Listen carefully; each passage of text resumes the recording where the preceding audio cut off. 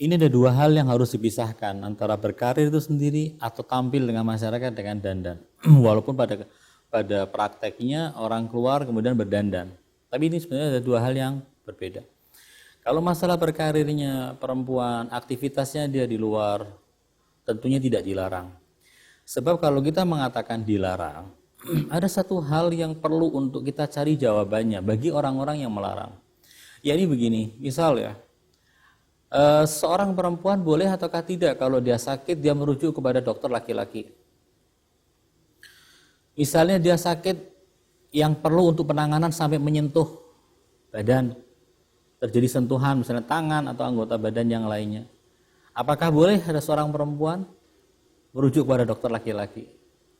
Tentunya kalau seandainya ada dokter yang perempuan maka tidak diperbolehkan orang merujuk kepada dokter laki-laki yang bukan mahramnya. Apalagi yang berhubungan dengan hal-hal yang lebih sensitif lagi. Dalam masalah kedokteran itu kan ada hal-hal yang lebih sensitif. Nah, dalam hal semacam ini, kiprah seorang dokter yang perempuan dituntut. Kalau seandainya perempuan yang sudah menjadi dokter kemudian dilarang untuk beraktivitas, berkiprah di luar, berkarir di luar, mengabdi tengah masyarakat di luar, maka akan ada di sini khala atau kekosongan yang harus diisi. Tidak mungkin diisi oleh orang laki-laki. Karena secara syar'i tidak diperbolehkan kecuali jika dalam keadaan yang terpaksa. Karena itu menurut saya boleh seorang perempuan berkarir, beraktivitas di luar dengan menjaga yang tadi sudah disebutkan. Mengenai apakah kalau seandainya dia keluar dituntut untuk berdandan itu hal yang berbeda. Masalah berdandan para ulama mengatakan bahwasanya yang namanya wanita tidak boleh berdandan kecuali untuk suaminya. Kalau seandainya ada perempuan yang berdandan untuk selain suaminya, maka dia melakukan suatu perbuatan yang dosa dan haram.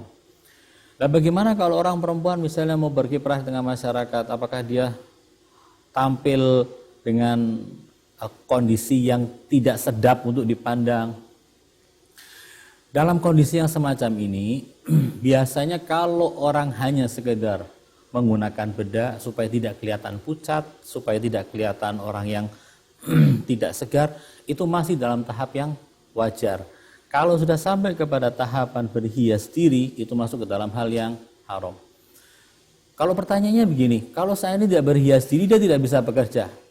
Carilah pekerjaan yang tidak menuntut orang untuk berhias diri.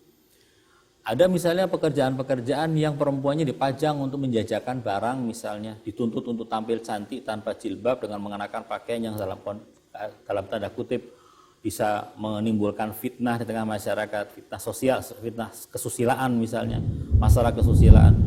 Maka perempuan tidak boleh melakukan pekerjaan semacam itu, hindari pekerjaan itu dan cari pekerjaan yang lain yang bisa dilakukan tanpa dia harus menodai dirinya dengan hal-hal yang bersifat haram.